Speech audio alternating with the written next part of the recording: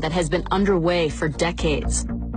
Hundreds of thousands of African American men across the country have converted to Islam behind bars.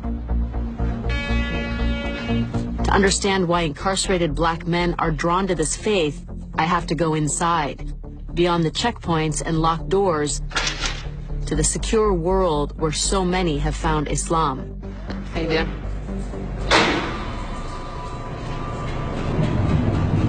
Allahu Akbar, Allahu Akbar, Allahu Akbar, Allahu Akbar. It's time for afternoon prayers, and the Muslim inmates in this California state prison are doing what was once forbidden, having an Islamic worship service. In the toughest jails in America, black prisoners are listening to a new voice of authority. Praise be to Allah, Lord of the worlds, the beneficent, the merciful, owner of the Thousands of hardened criminals are turning to Allah. Here alone we seek for help. Show us the straight path. All over the country, black Americans are converting to Islam, now the fastest growing religion in the United States.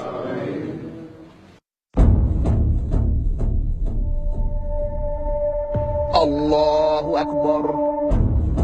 Something radical is happening inside U.S. prisons. Allahu Akbar. How many of you all converted to Islam inside prison?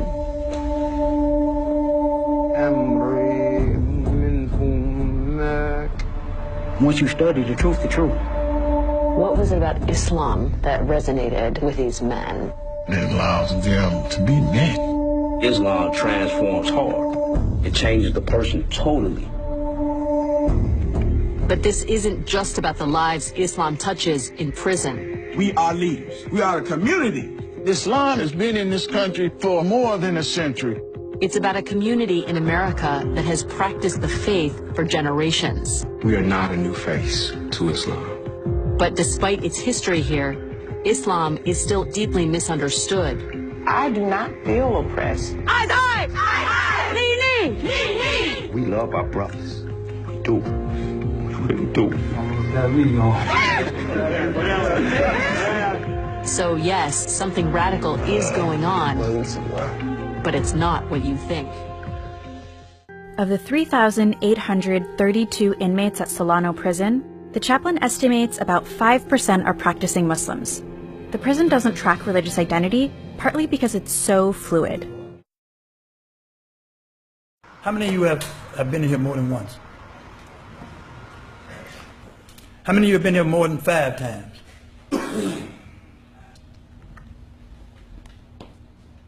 5 million people in the United States are under the supervision of the criminal justice system.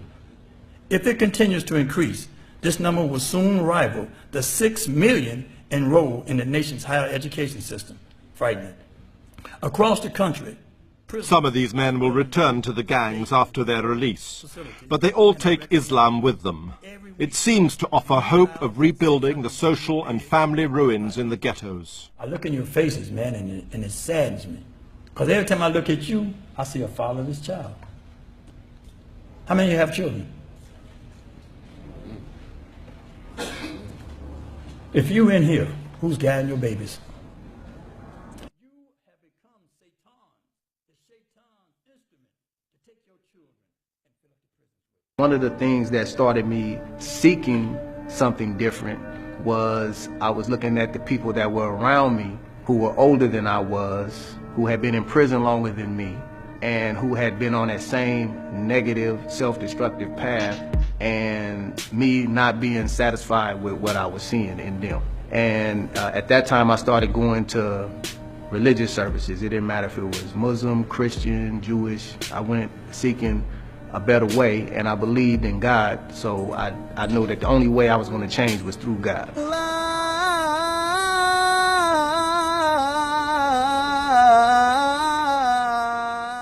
In a district of Chicago known as Terror Town, the Imam or priest, Rami Mohammed, leads Friday prayers.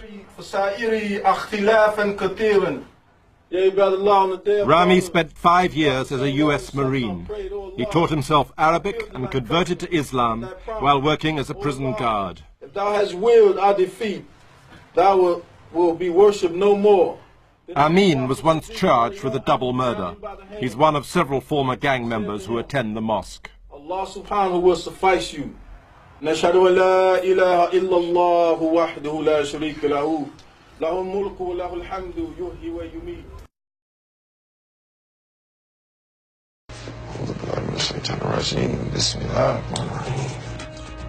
I knew that I needed to search for God because I was doing wrong. I just wanted some help. I knew I couldn't do it on my own. Allah. How many of you all converted to Islam inside prison? So almost all of you. Why do you think prison is such a prime place for this to happen?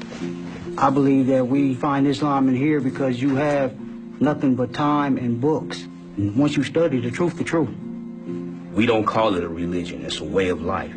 It's full of discipline, and it's something we all need.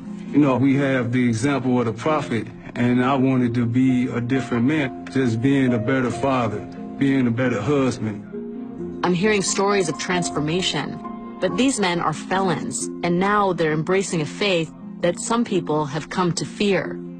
There is a perception that men convert to Islam and then become radicalized in prison. How do you respond to that? There's nothing in the Quran that teaches us to be destructive or cause harm. It's a peaceful way of life. We don't hate all non-believers. We don't hate all non-Muslims. We love people.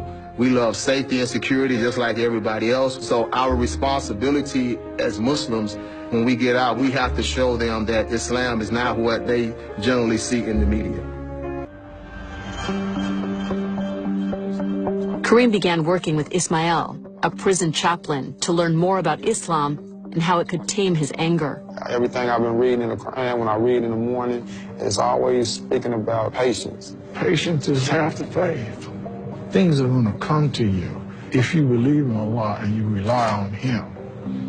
Over the past 17 years, Ismail has counseled hundreds of men like Kareem, many with violent pasts. Islam is founded on discipline and faith.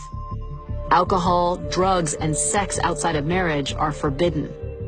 Moral virtues such as truthfulness, kindness, and patience are guiding principles. Allahu Akbar, Allahu Akbar, la ilaha illallah. Kareem and his fellow Muslims have spent years developing those qualities in themselves. Once a week, they come together in prayer. Allahu Akbar. Allahu Akbar. The sincerity and the brotherhood that these brothers show is just so strong because that's all we have. For Kareem, one of the initial draws to the faith was that the Prophet Muhammad had companions who were the lowest members of society. His followers were outcasts. They were like us. Assalamu alaikum wa rahmatullah. In just 24 hours, Kareem will part from these brothers and be released. Structure and discipline have been easy to maintain within the strict confines of prison. But the outside world is filled with temptation. Many men try to make it and fail. When you get out there, the challenges are going to be outrageous. Right. You're going to be tested. He's going to try to build a new relationship with people who's doing the right thing, people who's working, going to school. I'm betting on him, and I'm rooting for him. And I pray God he doesn't let himself down.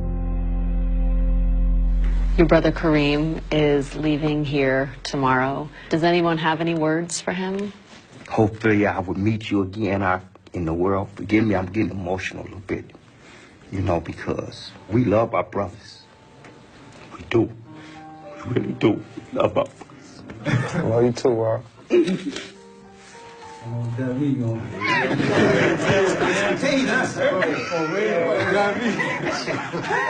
Okay, Muslims are allowed to cry, come on. But in prison, you're supposed to have this manly facade that you're never supposed to cry, but We do, man. We do cry.